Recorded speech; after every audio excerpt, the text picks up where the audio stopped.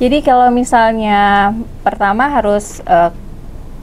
kita bisa harus rutin ya, harus rutin setiap 6 bulan sekali. Terus yang kedua kalau misalnya ternyata rutin maksudnya ke dokter.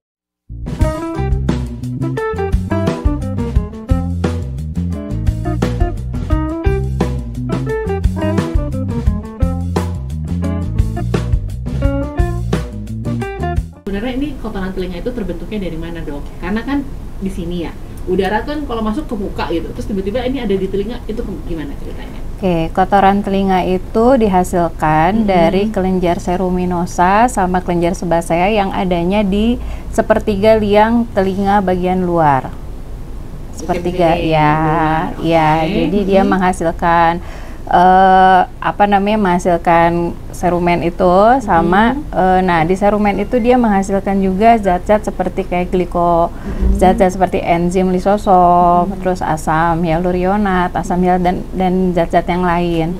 Nah, fungsi dari serumen ini dia sebagai fungsinya proteksi atau melindungi gitu. Nah, serumen ini dia menjaga keasamannya untuk fungsi proteksi dia. Jadi untuk proteksi bagi telinga gitu. Jadi dia bisa sebagai antibakterial sama sebagai anti jamur. Oke. Gitu.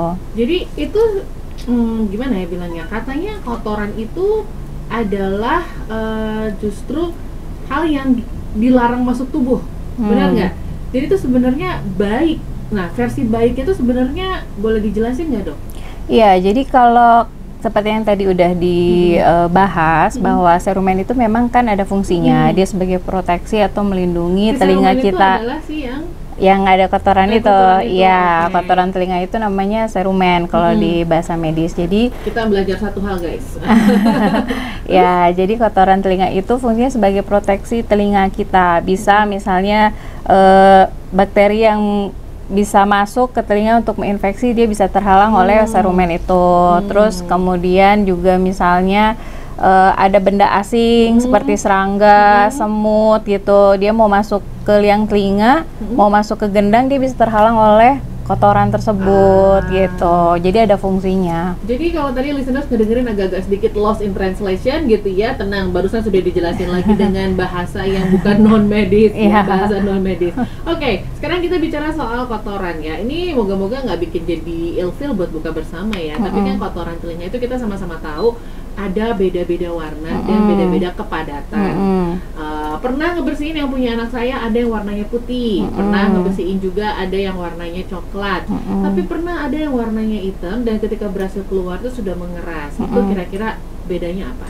Sebenarnya kalau untuk kotoran telinga itu ada dua jenis, ada yang kering sama ada yang basah. Nah, kalau yang kering itu dia warnanya tuh seperti putih keabu-abuan gitu. Tapi kalau untuk yang basah cenderung kayak kecoklatan, kuning kecoklatan. Itu sebenarnya dua-duanya normal. Gitu. Cuman kalau dalam literasi biasanya kalau untuk yang Asia itu malah lebih seringnya pada yang kering gitu. Tapi sebenarnya Asia. Iya. Oh, jadi memang dibedakan sama untuk literasi ya, ada beberapa penelitian yang bilang gitu. Tapi sebenarnya mau basah mau kering itu normal aja gitu.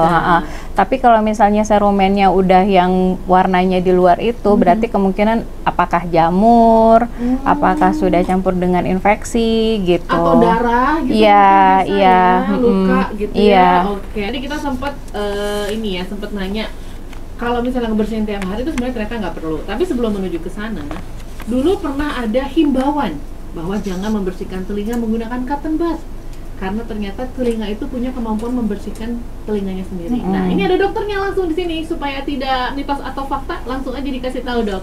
Ya, karena gini, pembersihan telinga menggunakan cotton bud gitu atau secara mandiri mau pakai alat apapun itu tidak direkomendasikan oleh kita gitu. Karena mengingat faktor resiko yang akan timbul seperti misalnya kotoran menjadi terdorong gitu ke dalam ya. Setelah terdorong kan jadi impaksi, jadi mengendap lah dia di situ. Nah, itulah jadi akan timbul keluhan seperti infeksi gitu ya. Kemudian kalau misalnya dia nggak ada kotoran, terus kita ngerasanya seperti pengen aja ngebersihin dengan cotton bud, itu takutnya mengenai gendang telinga kita.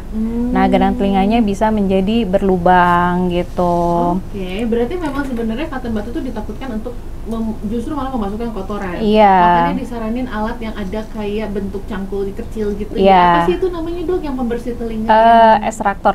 Tapi itu juga kalau untuk dilakukan secara mandiri gitu sama yang bukan THT gitu ya, itu kan ada tekniknya sebenarnya. Jadi kalau misalnya membersihkan, kita kan kadang nggak tahu nih, sepertinya itu kotoran, ternyata yang kita ambil adalah gendang telinga yang kita colek.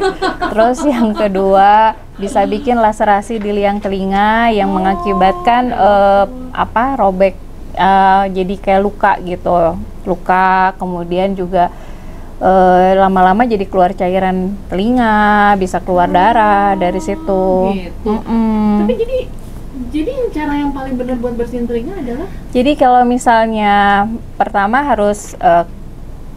kita bisa harus rutin ya, harus rutin setiap 6 bulan sekali. Terus yang kedua, kalau misalnya ternyata maksudnya ke dokter? Iya. Kemudian yang kedua, pemakaian obat untuk melunakkan kotoran atau serumen. Yaitu namanya serumenolytics, bisa memakai hidrogen peroksida, bisa menggunakan gliserin.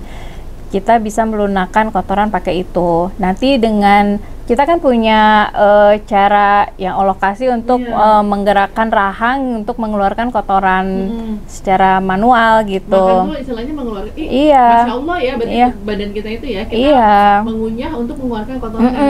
Dengan kita sering mengunyah atau menggerakkan rahang secara perlahan, itu bisa membantu kotoran itu keluar secara manual, secara sendiri gitu. Tapi kalau misalnya ternyata udah pakai obat pelunak kotoran itu masih belum bisa keluar secara full gitu, kita bisa lakukan irigasi memakai air hangat gitu.